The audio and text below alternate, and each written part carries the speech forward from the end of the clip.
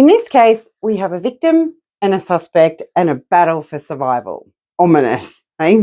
This case is different. It's not about who you are now, but who you are trying to become. There's an identity war raging inside of you. In this video, we're going to look at the clues of what's happening, explore how these play out in everyday life, and work through some strategies to give you an advantage in winning your own battle. The evidence is clear. You want to change and you try to change, but most of the time you feel defeated. Why? Because the moment you step outside of your comfort zone, you're dragged right back in, like you're handcuffed to the past. Let's have a look at Jane's case. She's nearly 50 and she's having a bit of a midlife crisis and trying really hard to make life change to what she wants it to be. She's not lazy, she's not lacking willpower, and she's got dreams, some big dreams.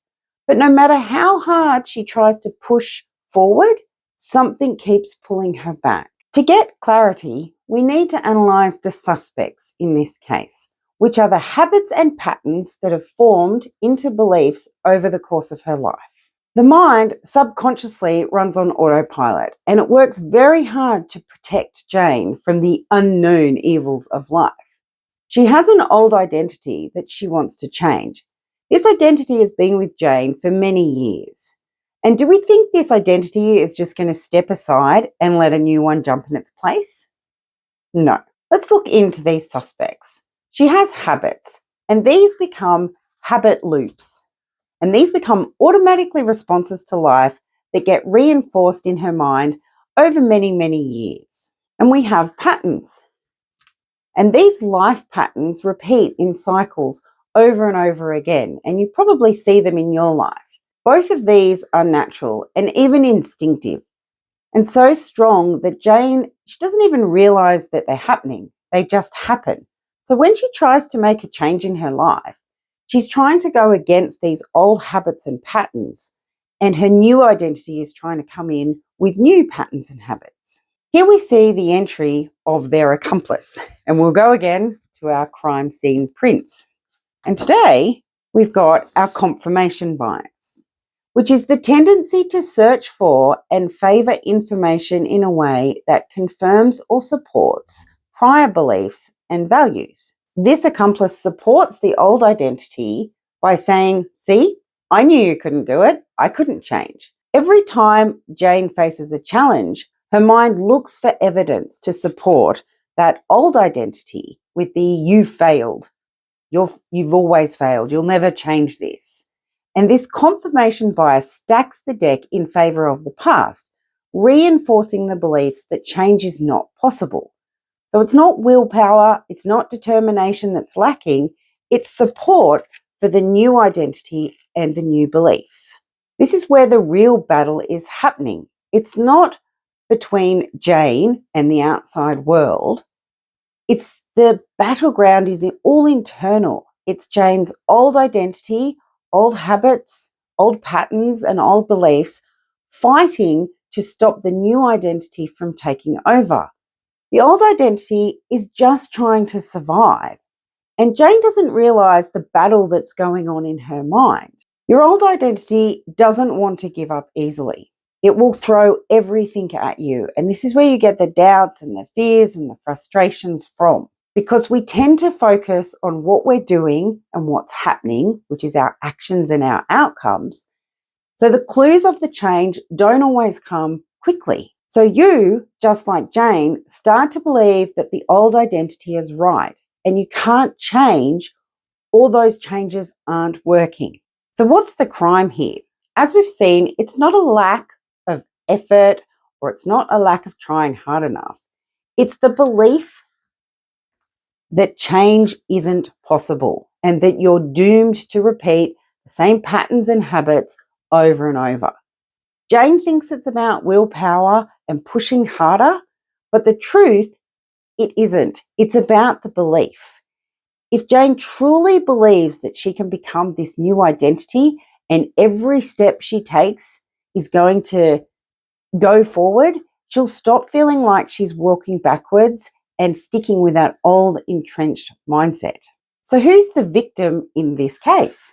It's the new identity because it's being attacked by the old identity. How do you break through and twist this case around and turn the battle to your favour? For Jane, she needs to stop fighting that old identity and start nurturing the new one. Because it's not about how fast she can change, it's about feeding the belief that she can change, bit by bit, day by day.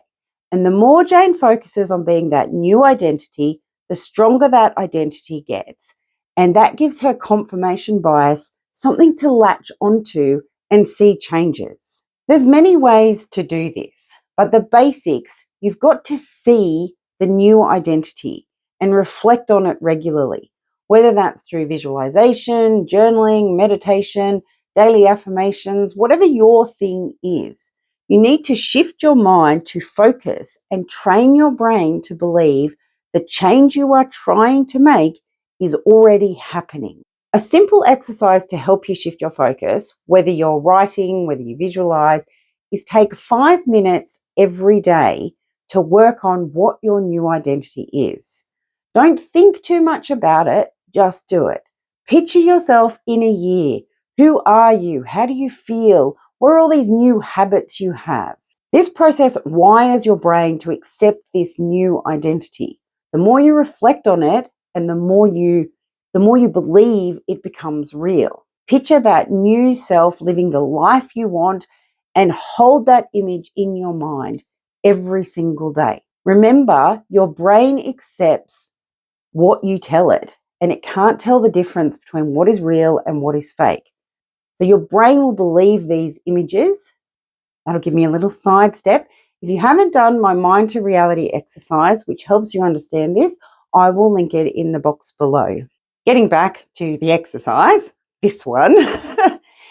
Each time you journal or visualize this new identity, you give your mind proof to grab onto, which will help you counter that old identity. Every word and every image strengthens your belief that the new identity you're trying to create is coming into being. This belief doesn't come overnight. It's built bit by bit. Every time Jane chooses to act in alignment with her new identity, she's laying down a path from old to new, and that new identity will start to feel as natural as the old one. The case doesn't get solved in a day. The real victory came for Jane when she understood that this wasn't about erasing the past. It was about creating a future image strong enough to outshine that past. And that old identity didn't go away, but it just got quieter and less powerful. And this new identity became the new image that Jane could work with. So what about you? Are you in a battle between your old self and who you're trying to become? Don't let that old identity win. Start feeding that new one bit by bit and build the belief that you have what you need to make that stick.